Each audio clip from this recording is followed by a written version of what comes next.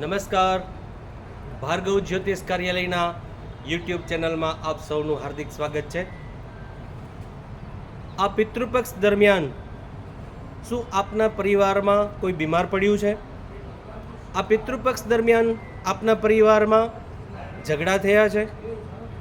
આ પિતૃપક્ષ દરમિયાન આપના પરિવારની અંદર, ધંધાની અંદર, નોકરીની અંદર કાંઈ પણ સમસ્યાઓ થઈ છે?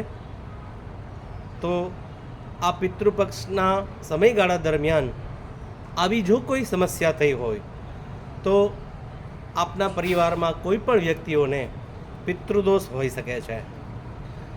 તો આના સમસ્યાના નિવારણ માટે ભાદ્રપદ કૃષ્ણ પક્ષ અને અમાવાસ્યા તારીખ 21 સપ્ટેમ્બર 2025 રવિવારી અમાસ છે.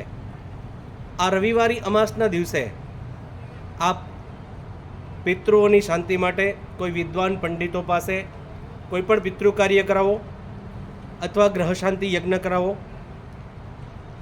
ભાર્ગવ જ્યોતિષ કાર્યાલયવાળા વિદ્વાન પંડિતો દ્વારા દર અમાસના દિવસે યજ્ઞાદિ કાર્ય અમે કરાવી રહ્યા છીએ. આ અમાસના દિવસે સૂર્યગ્રહણ છે, પરંતુ એ ભારતમાં દેખાવાનું નથી,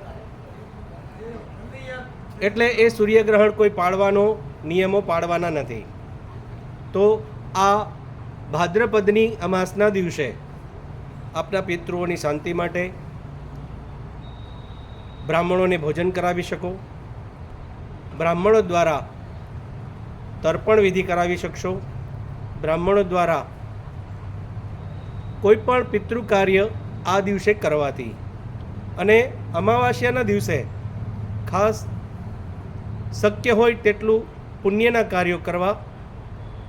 આ પિતૃપક્ષની અંદર પિતૃઓ પિતૃલોકમાંથી મનુષ્ય લોકમાં અવશ્ય આવે છે એવું આપણું શાસ્ત્ર કહે છે. અને આ સમયગાળા દરમિયાન પોતાના ઘર પરિવાર પાસે આવી અને એ આશા તૃષ્ણા માંગતું હોય છે. આ સમયગાળા દરમિયાન શ્રાદ્ધ વિધિ અવશ્ય કરવી જોઈએ. ઘણા લોકો ગયાજી શ્રાદ્ધ કરાવ્યા પછી શ્રાદ્ધ કરાવતા નથી, તો એ શાસ્ત્રનો મત નથી.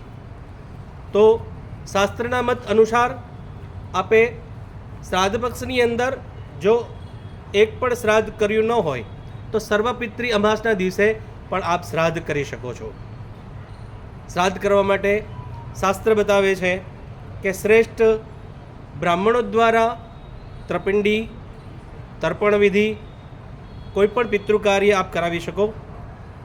એ ઉપરાંત બ્રાહ્મણોને ભોજન, ગાયને ઘાસચારો, કાગડાને કાગવાસ, તેમજ સાધુ સંતો અને ભૂખ્યા કોઈ આપને મળે તો એનોને પણ આપ નાસ્તો ભોજન કરાવી શકો.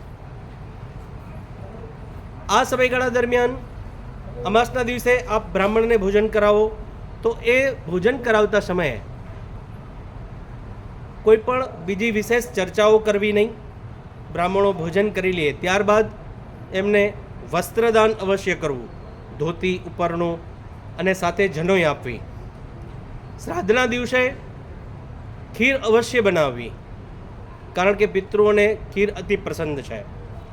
તો જે પસંદ વસ્તુ પિતૃઓને હોય એ આપણે અર્પણ કરીએ એટલે પિતૃ આપણને આશીર્વાદ આપશે. તો આ ગંગા કિનારેથી અમે આપ સૌને આ જણાવી રહ્યા છીએ.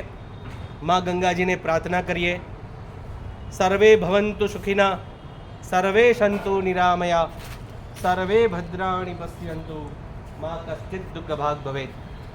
હર હર ગંગે. નમસ્કાર.